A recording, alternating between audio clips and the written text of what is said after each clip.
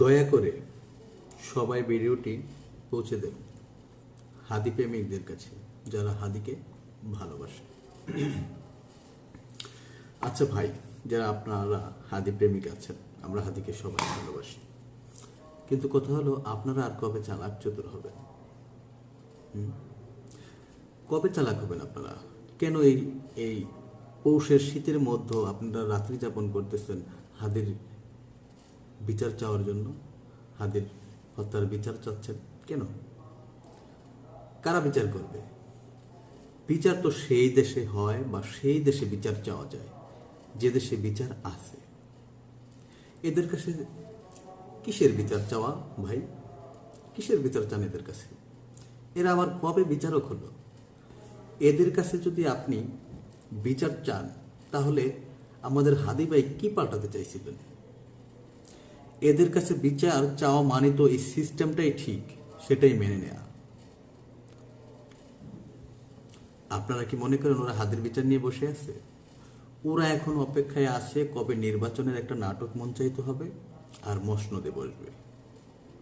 তাই হাদি হলো ওদের কাছে একটা বিচ্ছিন্ন ঘটনা। ভাই, ছেড়ে দেন, বাদ দেন। পারলে নিজেরা বিচার করেন, না হয় আল্লাহর দরবারে বিচার দিয়ে দেন। আমি আমি কোশ্চিন কালেও এদেশের কোনো বিচারালয়ে যায় বিচার চাইব না, কারণ এদেশে কোনো আইন নেই, কোনো আদালত নেই। আইন কোথায়? আদালত কোথায়? যেই আদালত বিগত 17 বছর কোনো এক প্রভুর দাসত্ব করেছে। এখন নতুন কোনো প্রভু আসছে, কোথায় বিচারটা? কোথায় আদালতটা? কোথায় বিচারকটা কে? আমি তো আজও দেখিনি এদেশের কোনো বিচারক। যে দেশের প্রধান বিচারপতিরা টাকার কাছে, ক্ষমতার কাছে প্রভাবিত হয়, তারা কিসের বিচারক? কার কাছে বিচার চাচ্ছেন আপনারা? এদের কাছে বিচার চাওয়া মানে তো এটা মেনে নেয়া যে এরা ঠিক, এরা রাইট, এদের সিস্টেম ঠিক, এদের সব ঠিক। বিচার চাওয়া যায় বিচারকের কাছে। আমি তো বিচারক দেখছি না।